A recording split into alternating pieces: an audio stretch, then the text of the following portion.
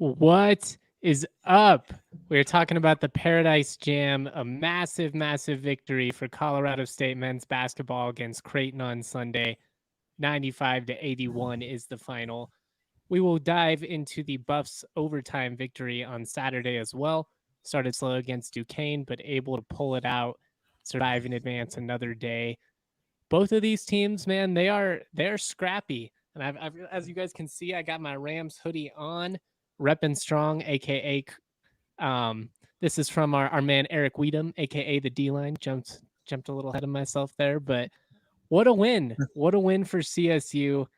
I can't believe just how well this Rams team shot from deep against Creighton in this one. They actually set a Paradise Jam record, 20 made threes, 20 of 34 in the game, 59%. David Roddy, 7 to 10 from deep, 36 points. He has 66 over the last two games. Hank, I heard you talking about on Friday night how impressed you were with his ability to like individually take over a game.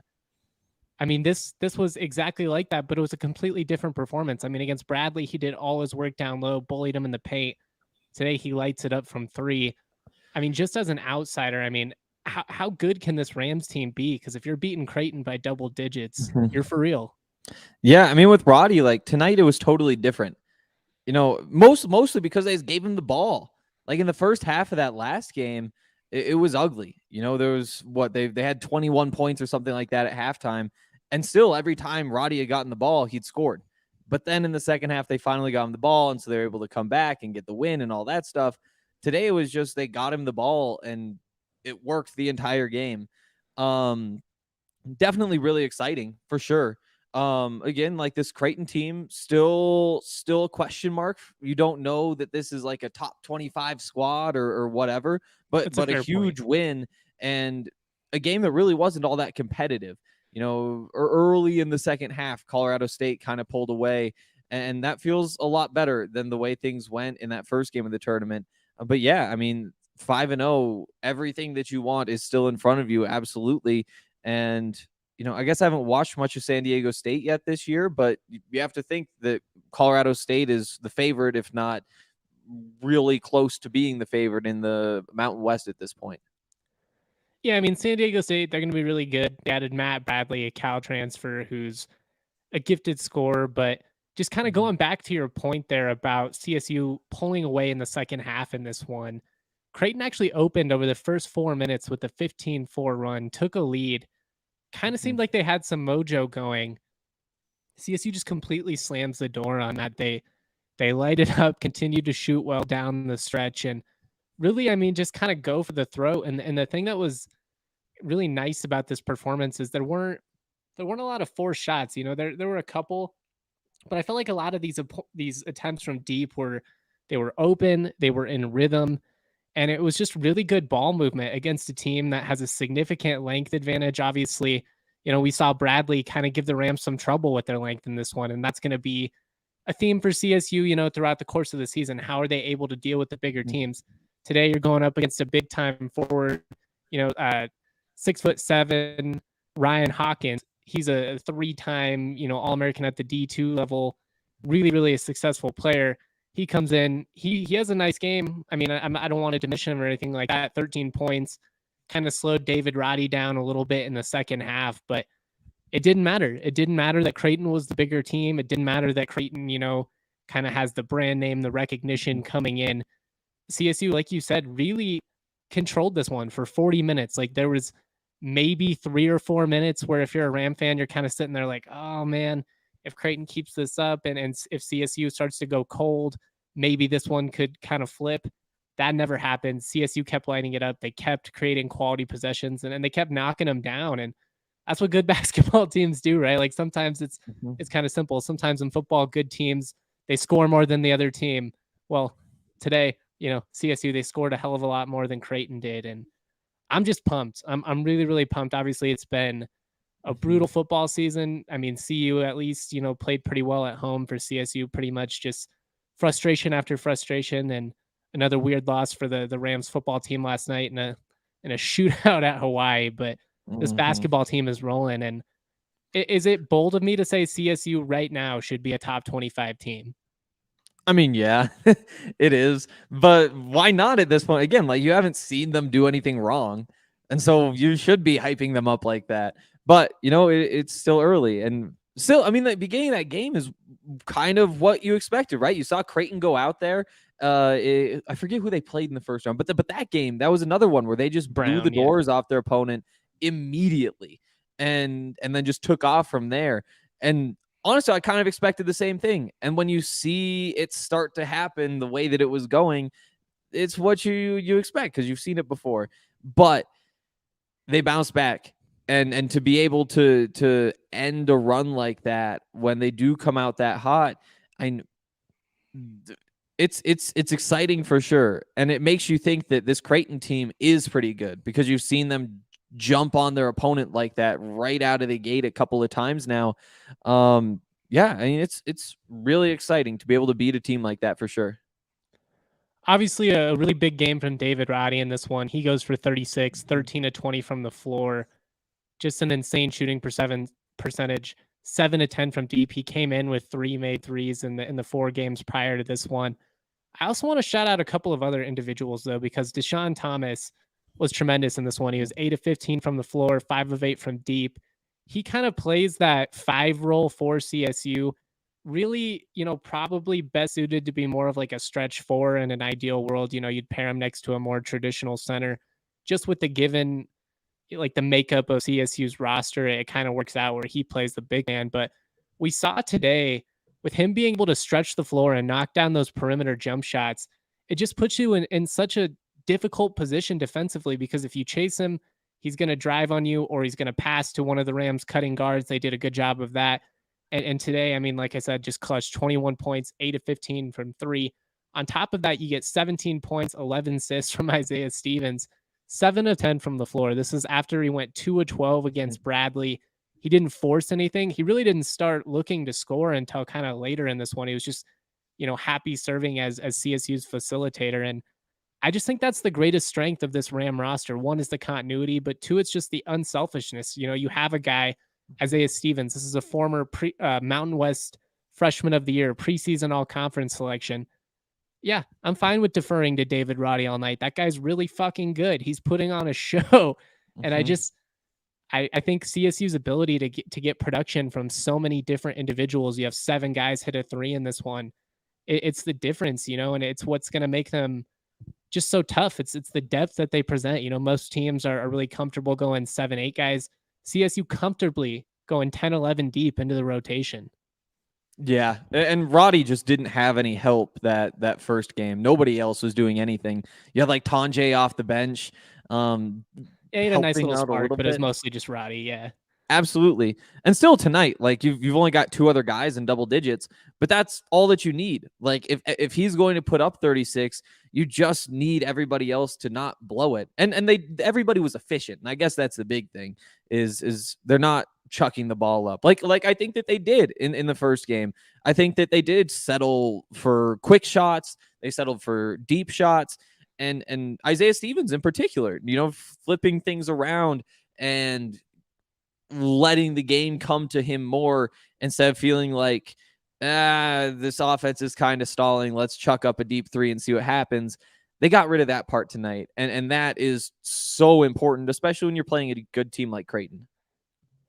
No, I mean, totally. You need your best guys to step up in these moments. I mean, this is a statement win for CSU. I think your skepticism of Creighton, at least at this point, is fair.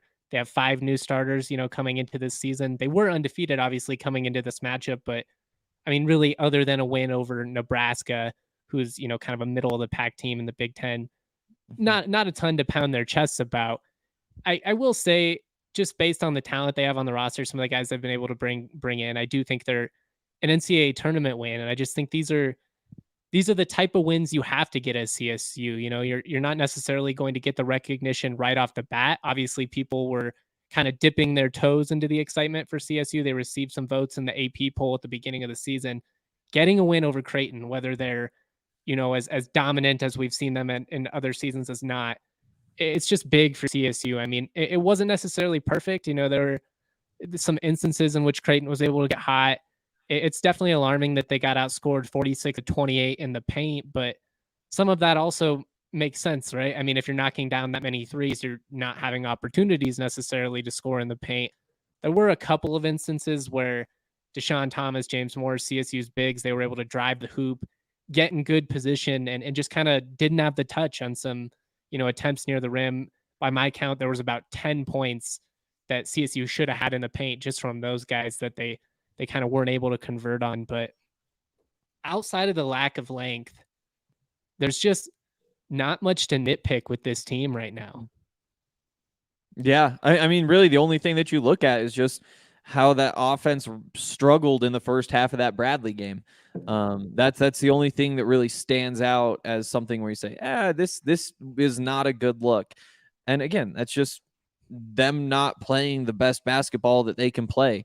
You go out there, and how many times was it just like a dumb layup that they throw up over their head with 15, 20 seconds still left on the shot clock, where you say, why would you take that shot? It's just not a good shot. Yes, you're playing Bradley. You still need to work a little bit to put the ball through the hoop. But yeah, as long as they aren't forcing things offensively, honestly, as long as they're like kind of playing together and not too selfish in what they do, yeah, why couldn't they beat anybody? Just looking through the schedule, I mean, Northern Colorado, they should be able to beat them. Little Rock, St. Mary's, Mississippi State, I don't know much about them. Could be a challenge, but really just They're look at that. Probably a tournament team, but really, I mean, definitely a lot of winnable games coming up. I mean, St. Mary's is always a challenge. They're a team that's going to contend in the WCC. Probably a fringe tournament team. We'll kind of have to see how their season plays out. But, like you said, they kind of have to continue to build off of this. And while the first half against Bradley wasn't the most positive thing in the world, the fact that they were able to respond from it, I think, is an encouraging sign because, I mean, in the flow of a basketball season, there's just going to be some games where the shots aren't falling, where it feels like you're pressing a little bit offensively, and you just kind of have to stay afloat long enough until you figure some things out. That's what veteran teams do down the stretch. They're able to just kind of feel out the process and figure out what's working for them. CSU in this one, obviously, it was hitting shots from deep.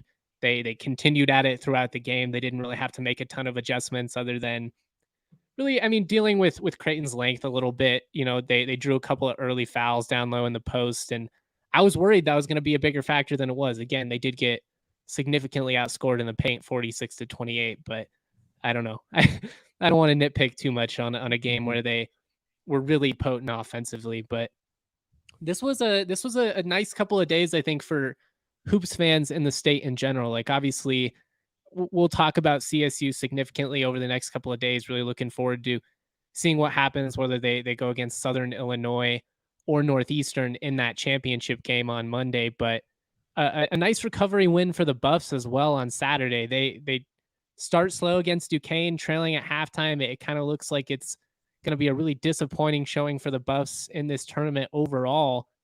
They respond and they win it in overtime.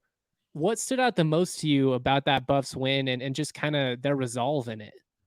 I mean, this is the way the season's going to go. And we knew it coming into it. It's going to be a roller coaster. Every game is going to be a real struggle because you're going to have more talent than just about everybody you play. And we saw that where, Tristan Da Silva and Jabari Walker, they're beating the other team up in the post, but just making a couple mistakes. There isn't too much scoring punch. Even looking through the numbers to see that Keyshawn Barthélemy is 2 of 2 from 3. You see that and you're like, how could that possibly be the case on a night where the team is 4 of 19? Well, I think their first 3 came with like 5 minutes left in regulation. Was their second 3 the one that sent it to overtime? Yeah, it's what sent it to overtime. Yeah, their 3-point shot just has not been falling so far in this tournament, which is definitely disappointing because they were leading the Pac-12 at 46% from 3 coming into the tournament, but they're shooting in their home gym to this point.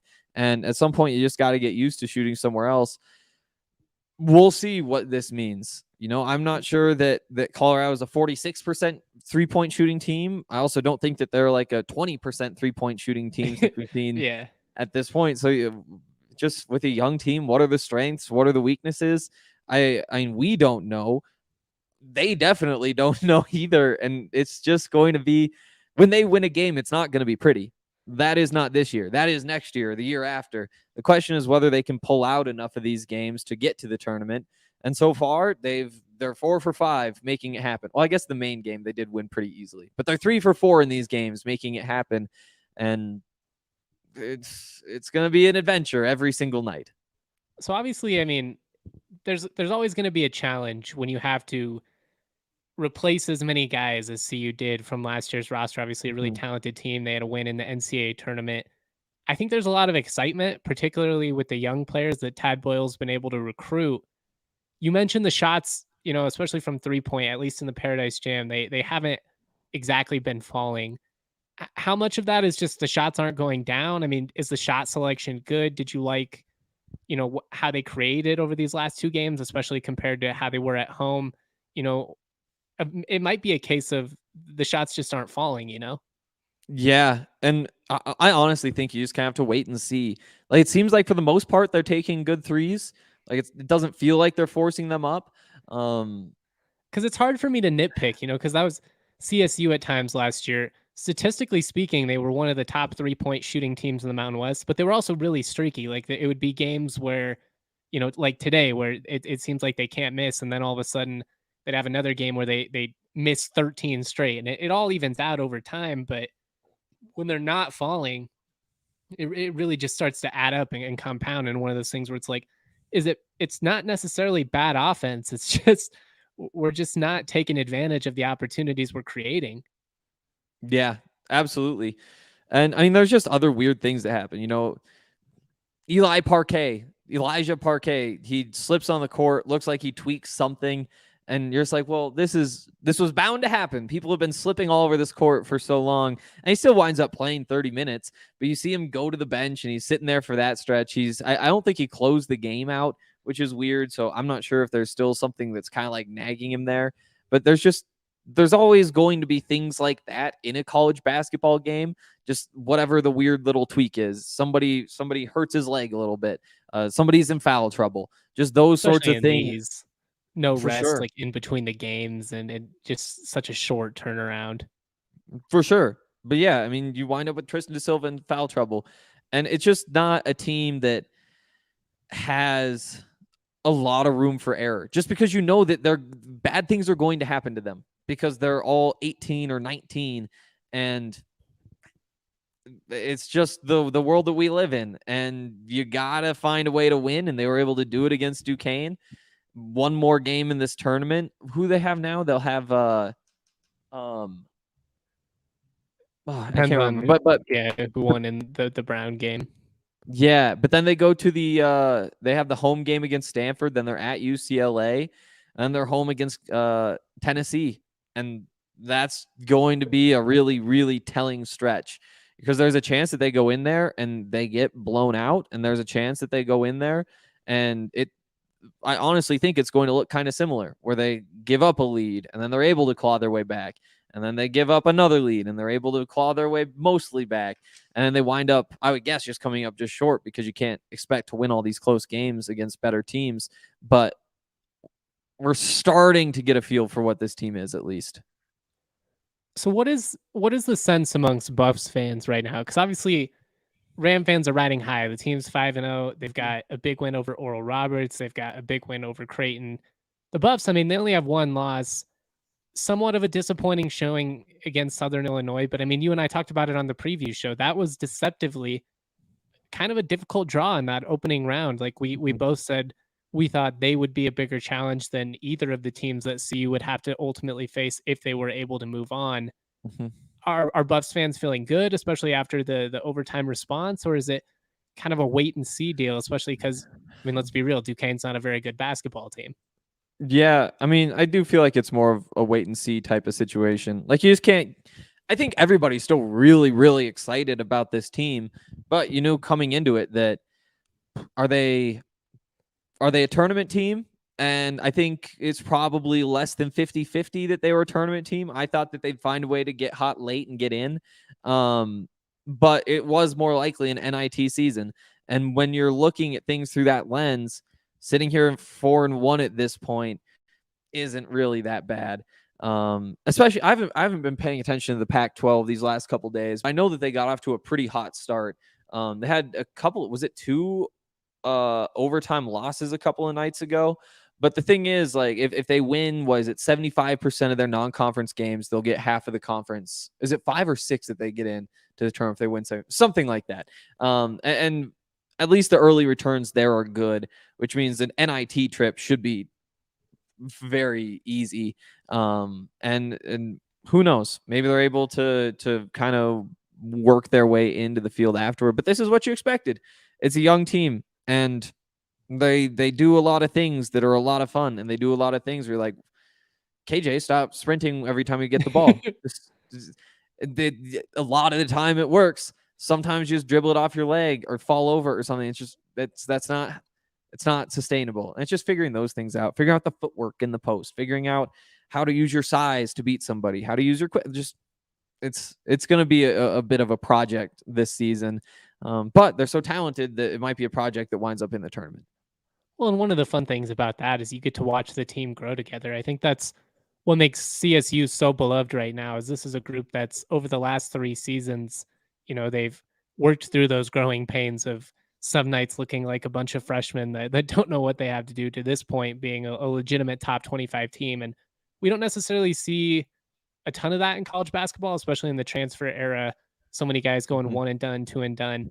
But I mean, CU and CSU, I think you're both in a position where if you want to establish long-term success, building it from the ground up is kind of what you have to do. And Tad Boyle, he's always been a good recruiter, but really of lately, he's just done a great job of bringing in young talent. I mean, some of the guys they brought in locally are really exciting, O'Brien and Clifford and Lawson Lovering, a guy, up from Wyoming, who's just got great potential.